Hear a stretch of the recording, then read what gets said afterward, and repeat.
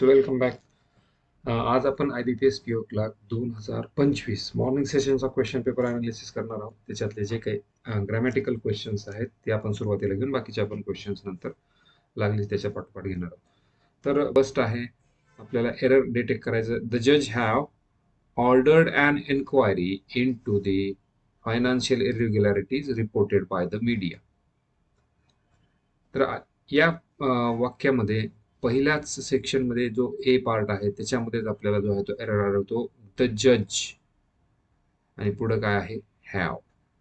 Okay, supporting verb आपण जर बघितलं तर इथं हॅवच्या ठिकाणी आपल्याला इथं हॅज असणं गरजेचं आहे. वर्ब आणि सब्जेक्ट इथं अग्रीमेंट नसून इथं आपल्याला एरर दिसतो. जज has ordered an inquiry. Have आपण प्लुरल साठी वापरतो. ओके, तर इथं सिंग्युलर नाउन आहे तर इथं सिंग्युलरच वर्ब आपल्याला वापरणं गरजेचं आहे. इथं काय झालेलं आहे तर हेल्पिंग वर्ब जे आहे ते इथं प्लुरल आलं आहे. इथं it must be singular. The correct answer A. Next one. The cyber attack was so saver that it disrupted services across several countries yesterday. इथं जर आपण पाहिलं तर इथं सब्जेक्ट वर्ब अग्रीमेंट ही करेक्ट दिसतंय आणि almost every section is correct, no error.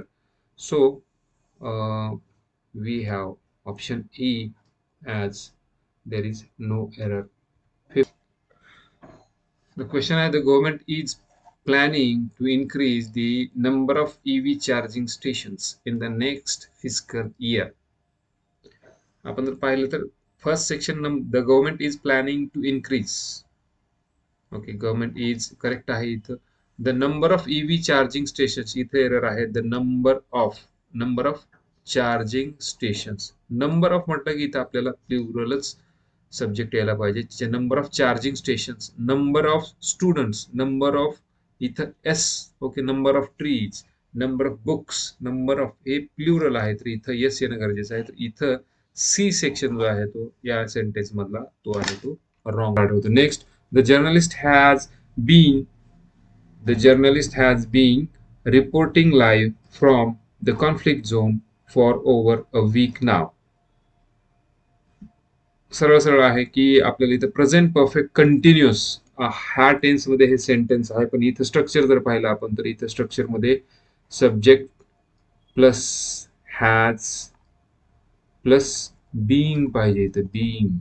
Okay, sorry, been. The journalist has been reporting live from conflict zone. तर एखादी कृती जी आहे ते माग चालू होती, आत्ता देखील चालू आहे. The journalist has been reporting live. Journalist जो आहे तो रिपोर्टिंग करू लागलेला आहे. कुठून? कॉन्फ्लिक्ट झोन मधून. For over a week now. आत्ता सुद्धा चालू आहे. For over a week now. तर प्रेझेंट परफेक्ट कंटिन्युअस सिंपल आहे की आपल्याला एस प्लस हॅव किंवा has plus been plus V plus ING ह्या फॉर्म मध्ये आपल्याला प्रेझेंट परफेक्ट कंटिन्युअस आपल्याला जो फॉर्म आहे तो आपण इथे वापरतोय. ते आपण बघितलं इथं सब्जेक्ट हॅव इथं been plus V report plus ING. Okay, subject plus have plus been plus ING. तर इथं आपल्याला परत पहिल्या सेक्शन मध्ये एरर जो आहे तो आढळतो. Next, many voters express their concerns about how the new law will affect digital privacy rights. Many voters expressed their voters plural आहे, concerns about how the new law will affect. इथं जर आपण जर पाहिलं तर मॉडल ऑक्झिलरी जे आहेत, model auxiliaries जसं की शाल, विल, कॅन, मे, माइट इत्यादी याच्यासोबत ज्यावेळेस आपण वर्ब वापरत आहोत त्यावेळेस तो शाल अफेक्ट. ओके, इथे यस जे आहे ते येत नाही कारण शाल विल मॉडल ऑक्झिलरी सोबत आपल्याला बेस फॉर्म ऑफ वर्ब वापरायचं. Okay, will come. Okay, he can complete may follow. इथं कम्स येत नाही किंवा कम्प्लीट्स येत नाही, तर इथं काय यायला पाहिजे, तर base form of a verb. Okay. त्याचबरोबर आपण पास्ट फॉर्म पण आपण वापरू शकतो. अफेक्टेड, शाल अफेक्टेड नाही होणार, विल केम नाही होणार. तर इथं आपल्याला कॅन कम्प्लिटेड हे देखील आपण वापरत नाही. तर जो आपला मॉडेल ऑक्झिलरी आहे त्याच्यासोबत आपल्याला base form will affect, okay, हे जे आहे ते करेक्ट आहे. तर त्याच्यामुळं सी सेक्शन जो आहे तो या सेक्शन मध्ये आपल्याला जो एरर आहे तो आढळतो. वर्डची प्लेसमेंट जी आहे तर रॉंग आपल्याला पुढील 5 प्रश्नामध्ये आपल्याला दिलेली आहे. रॉंग प्लेसमेंट आहे, ते वर्ड्स आपल्याला परत रिअरेंज करायचे. त्याच्या प्रॉपर ग्रॅमॅटिकल जो त्याचा काय म्हणतो आपण पोझिशन आहे किंवा ज्या ठिकाणी तो वर्ड बरोबर बसतो यानुसार आपल्याला त्याची अरेंजमेंट करायची आहे. पहिला प्रश्न बघूयात. The urban demand projects often threaten historical sites, prompting activities to development stricter cultural preservation laws. Okay. तर पहिल्यांदा वर्ड्स न बघता नेमकं त्या सेंटेन्समध्ये आपल्याला काय कोर मिनिंग आहे किंवा त्याचा जिस्ट काय काय त्याच्यामध्ये अर्थ आहे तो पहिल्यांदा समजून घेतल्यानंतर आपल्याला वर्ड जे आहे ते आपण तिथं प्रॉपर जे आहे ते तिथं प्लेसमेंट आपण करू शकतो. आता अर्बन डिमांड प्रोजेक्ट, हा डिमांड जो आहे तो इथं जो आहे आपण पाहिलं तर हा रॉंग आहे. हा इथं प्लेसमेंट याची नाही हे तर आपल्याला कळाले. Urban demand projects often threaten historical sites. Okay. Threaten historical sites, often threaten historical site, हे करेक्ट आहे. Historical sites. तर हा जो आहे तो हा आपल्याला रिमूव्ह किंवा हा मिसप्लेस दिसत नाही. Prompting activities to development, activities to development. Okay.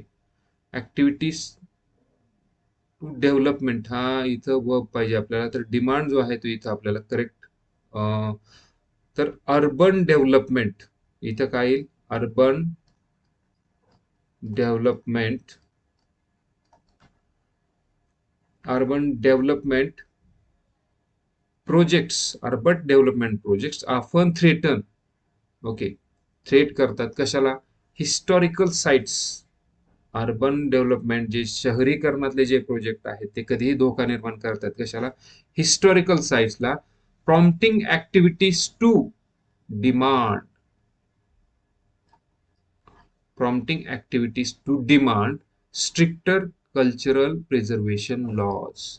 तर इथं गेला सी आणि ए जो आला तो इथं. तर सिक्वेन्स काय झाला, सी बी ए. याच्यामध्ये सी बी ए, डी जो आहे तो करेक्ट ऑप्शन आपल्याला इथं दिसतं. Next, new enforcement aim to protect user data online. Okay. Yet regulations across international platforms remain consistent. New enforcement. Okay. New enforcement इथं जो आहे तो आपल्याला क्लिअरली लक्षात येतं की हा करेक्ट नाही. इथं काय पाहिजे, न्यू रेग्युलेशन्स, नवीन नियम. New regulations aim to protect user data yet enforcement across international platforms remain inconsistent. Okay. User डेटाच्या बाबतीत हे वाक्य आहे, न्यू रेग्युलेशन्स, नवीन नियम जे आहेत, aim to protect user data, त्यांचा उद्देश आहे की युजरचा डेटा जो ऑनलाईन आहे त्याचा प्रोटेक्ट करणे. येट, तरी देखील, एन्फोर्समेंट, ज्याचं तिथं ज्या ठिकाणी त्याचं आपण काय म्हणतो की अंमलबजावणी होते, एन्फोर्समेंट होते. ओके. इथे काय enforcement across international platform remains inconsistent. त्याचा जिथं त्याचं हे व्हायचंय किंवा एन्फोर्समेंट व्हायचंय लॉचा, इंटरनॅशनल प्लॅटफॉर्म मध्ये तो इनकन्सिस्टंट दिसतोय, रिमेन्स. तर इथं येईल, बी गेला इथं आणि ए इथं. तर बी A C, B B A C जो आहे तो करेक्ट ऑप्शन आपल्याला. Trade tensions, trade tensions between major businesses have disrupted supply chains, forcing economies to diversify their sourcing strategies. Trade tension between, correct आहे, द ट्रेड टेन्शन बिटवीन, कारण बाकीचं तर trade economies between नाही, business पण between येणार. Between major businesses have disrupted supply chain forcing economies. तर economies इथे येईल आणि बिझनेस जे आहे तो forcing major, between major economies, new trade tension between major economies have disrupted supply chain, forcing businesses to diversify their sales sourcing strategies. Okay. तर ए C बी first option जे आहे ते करेक्ट आहे. Next, rising ocean temperature leading a marine ecosystem altering to shift its species distribution and coral reef degradation. Okay, rising ocean temperature, जसं आपण पहिल्या question मध्ये discuss केले की पहिल्यांदा आपल्याला त्याचा कोर काय तो समजून घेणं गरजेचं आहे, सेंटेन्स आणि त्याच्यानंतर ग्रॅमॅटिकल प्लेसमेंट प्रत्येक शब्दाची जी आहे ते. Rising ocean temperatures are leading, ओशनचं सरफेस टेम्परेचर किंवा टेम्परेचर इज लीडिंग. तर लीडिंग होईल का इथं, लीड होतंय का, टेम्परेचर लीड करतंय का, नो. इथं काय येईल, अल्टरिंग, बदलतंय. ओके, टेम्परेचर जे आहे ते बदलत आहे. इथं काय येईल, अल्टरिंग. इथं झाला B, rising ocean temperature are altering, बदलते. काय बदलतंय, मराईन इकोसिस्टम, टेम्परेचर वाढल्यामुळं मराईन इकोसिस्टम बदलत आहे. लीड होते का नाही, marine ecosystem altering, leading to, त्याच्यामुळे काय होत आहे परिणाम, leading to shift in species distribution and coral reef degradation. Okay, rising temperature मुळे इकोसिस्टीम बदलत आहे, त्याचा परिणाम म्हणून त्याचा परिणाम काय होईल, shift in species distribution and coral reef degradation. स्पीसीजचं डिस्ट्रीब्युशन बदलत आहे आणि त्याच्याबरोबर कोरल रीफचं डिग्रेडेशन देखील होत आहे. तर इथे येईल B A C, B A C, second option. Next, last one.